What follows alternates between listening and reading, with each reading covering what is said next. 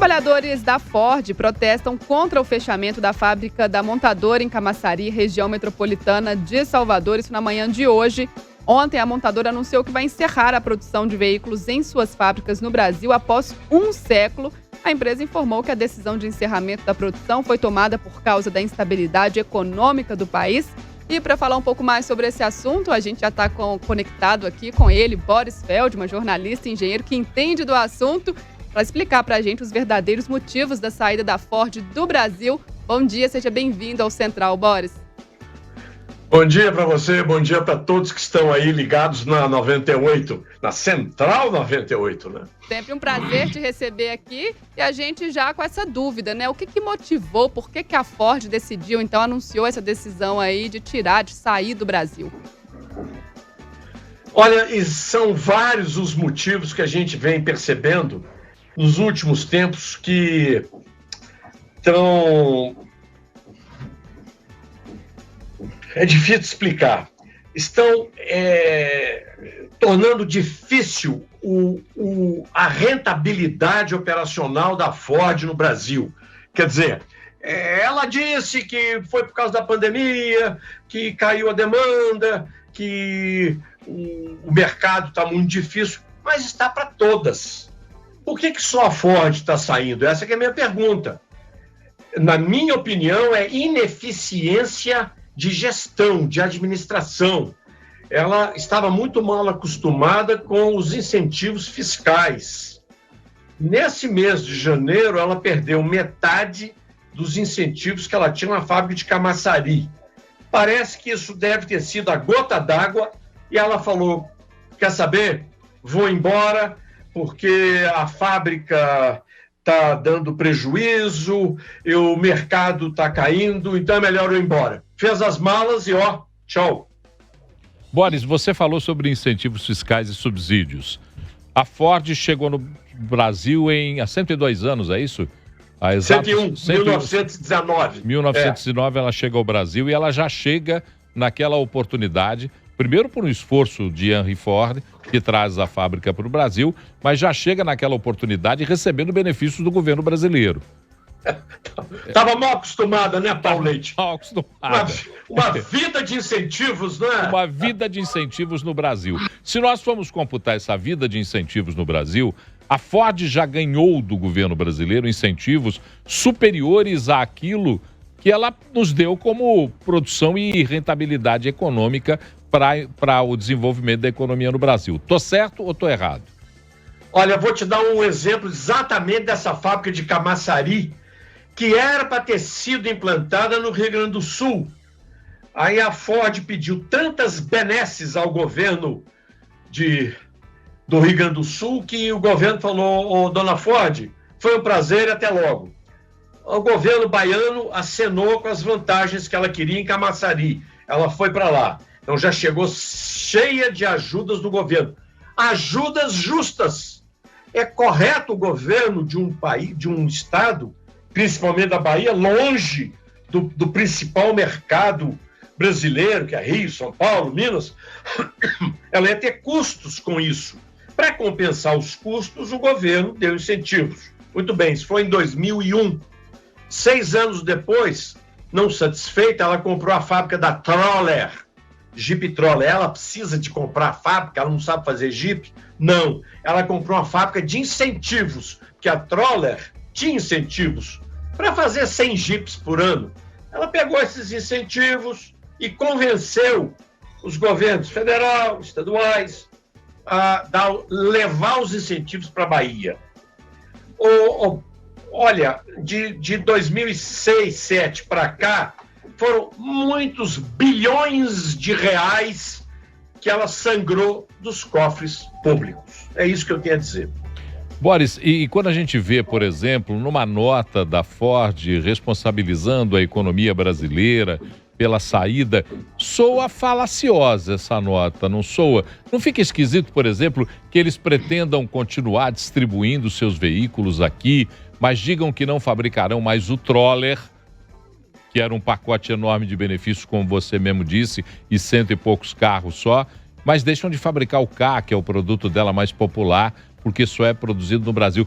Não fica esquisito, eu vou embora, mas continuo trazendo meus carrinhos para vender para vocês ali do lado da Argentina.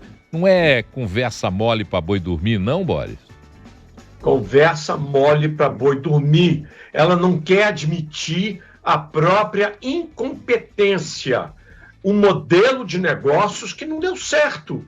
Por que a Volkswagen, a Fiat, a GM estão aí? Por que a Caoa, um empresário brasileiro, está indo de vento em popa com uma marca chinesa, que é a Chery, com ótimos produtos, está vendendo muito bem? Por que a Mitsubishi, que é outro empresário nacional, também está indo muito bem? E por que a Hyundai está indo de vento em popa? A Honda, a Toyota? Bom, chega, né, de dar exemplos. Mas só a Ford é que sofreu os problemas da nossa economia, a redução de mercado por causa do Covid-19?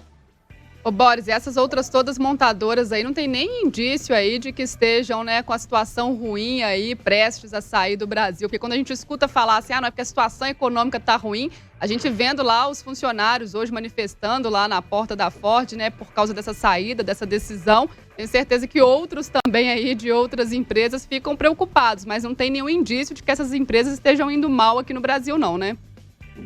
Olha, quem estava mal no Brasil e conseguiu, por incrível que pareça, tropeçar 2 vezes na mesma pedra, foi a dona Mercedes-Benz, que fez uma fábrica aqui em Minas, em 99, em Juiz de Fora, para fazer o Classe A, uma decisão errada. O carro durou 6 anos aqui no Brasil, ela fechou a fábrica, virou um elefante branco.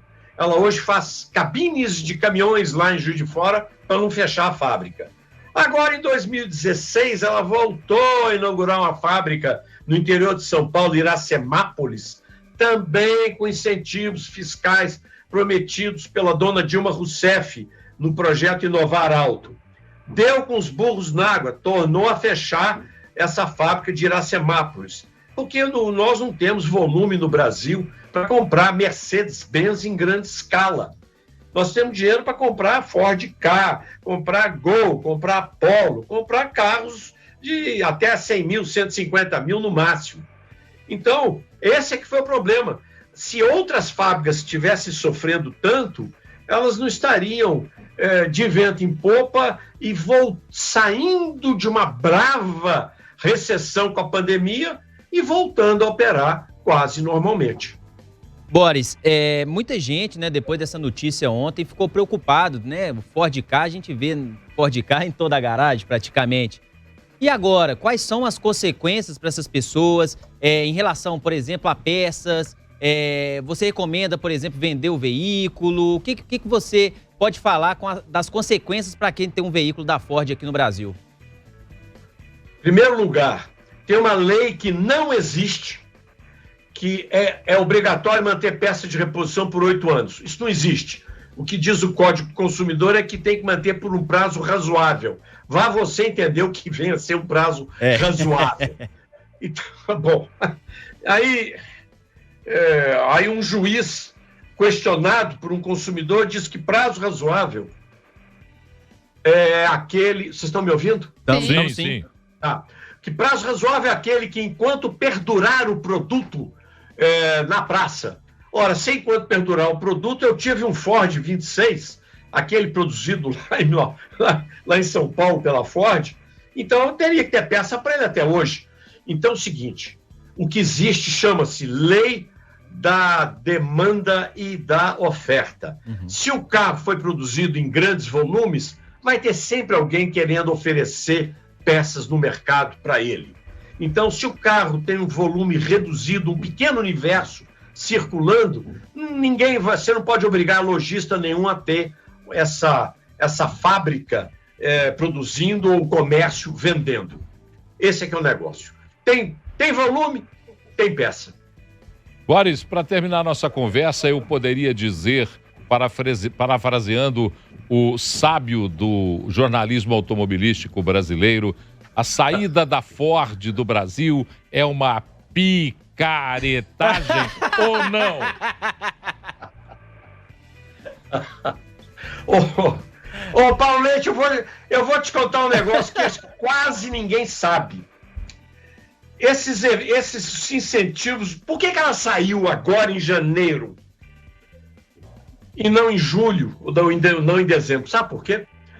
Os incentivos federais que ela tinha em Camaçari venceram em dezembro. Ela tinha prazo até outubro do ano passado para pedir de novo os incentivos a partir de janeiro. Esse atual governo, lá com o Paulo Guedes, ele disse, olha, não vou te dar incentivo nenhum. Depois de muita briga, o governo resolveu conceder 50% dos incentivos a partir de agora, janeiro. Isso para a fábrica, para a Ford, não foi suficiente. Ela precisava de mais para acobertar o péssimo modelo de negócio dela. Por isso é que ela está indo embora. Ela anunciou agora em janeiro o fechamento da fábrica, que ela não terá mais os incentivos necessários para deixar de ter prejuízo no Brasil. Essa que é a verdade, tá bom? Boris Feldman, jornalista e engenheiro, falando pra gente os verdadeiros motivos da saída da Ford do Brasil, trazendo todo esse cenário. Boris, mais uma vez, muito obrigada pela participação aqui no Central 98. Eu que agradeço, estamos às ordens, afinal nós somos colegas.